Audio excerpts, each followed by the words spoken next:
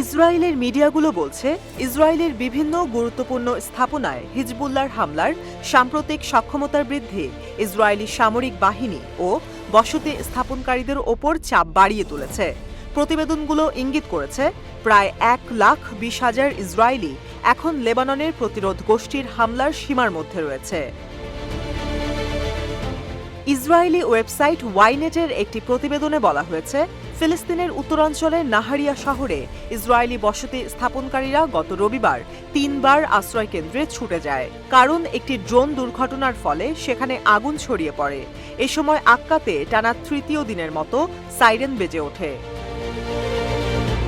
প্রতিবেদনে উল্লেখ করা হয়েছে, কয়েক মাস ধরে অন্যান্য এলাকার তুলনায় নাহারিয়া এবং আক্কা তুলনামূলকভাবে শান্ত ছিল, কিন্তু সাম্প্রতিক দিনগুলোতে নাহারিয়ায় একটি ড্রোন হামলার পরে এই চিত্রের পরিবর্তন হয়েছে।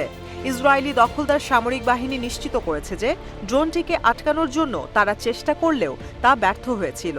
সেটি বিধ্বস্ত হওয়ার ফলে সেখানে আগুন লেগে যায়। প্রতিবেদনে আরও উল্লেখ করা হয়েছে, নাহারিয়া এবং আক্কাই একমাত্র বৃহৎ জনসংখ্যার এলাকা নয় যা সাম্প্রতিক সময়ে হিজবুল্লাহর হামলার শিকার হয়েছে। এর আগে অধিকৃত গোলান হাইটসের বৃহত্তম বসতি কার্জারিনেও রকেট দিয়ে গোলাবর্ষণ করা হয়েছিল, যার কারণে একাধিক স্থানে অগ্নিকাণ্ডের ঘটনাও ঘটে।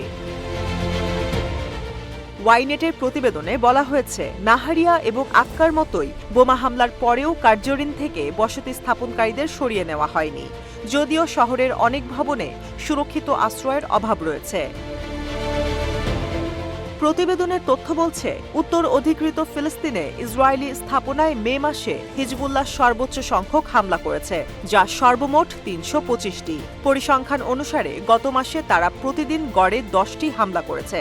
অন্যদিকে এপ্রিল মাসে তাদের হামলার সংখ্যা ছিল 238টি, যা দৈনিক গড় হিসাবে 7.8টি। নিউজ ওয়েবসাইটটি উল্লেখ করেছে, ইসরায়েলি সেনাবাহিনী দাবি করেছে যে এই পরিসংখ্যানগুলো স্বীকৃত নয়। তারা বলছে, এখন পর্যন্ত শুধুমাত্র গত বছরের ডিসেম্বর মাসেই সর্বাধিক সংখ্যক হামলা দেখা গেছে। পরিসংখ্যানে উল্লেখ করা তথ্যগুলো প্রতিবার ছোঁড়া রকেটের সংখ্যা নয়, বরং সব ধরনের হামলাকে যোগ করে করা। ওয়েবসাইটটি বলছে, মে মাসে ছোড়া ক্ষেপণাস্ত্র এবং ড্রোনের সংখ্যা দ্বিগুণেরও বেশি। প্রতিবেদনে বলা হয়েছে, এপ্রিলে ক্ষেপণাস্ত্র ছোড়া হয়েছিল 50টি, মে মাসে তা বেড়ে হয়েছে 95টি, এবং ড্রোন হামলার সংখ্যা এপ্রিলের 42টি থেকে বেড়ে মে মাসে 85টি হয়েছে। ওয়াইনেটের মতে, লেবানন থেকে ছোড়া ক্ষেপণাস্ত্রের সংখ্যা বৃদ্ধি পাওয়ায় উত্তেজনার মাত্রা আরও বাড়িয়ে তুলেছে, যার কারণে উত্তরাঞ্চলের কমান্ডার মেজর জেনারেল ওরি গর্ডিনের ওপর অসন্তুষ্টির মতো অভ্যন্তরীণ বিরোধ বৃদ্ধি পেয়েছে।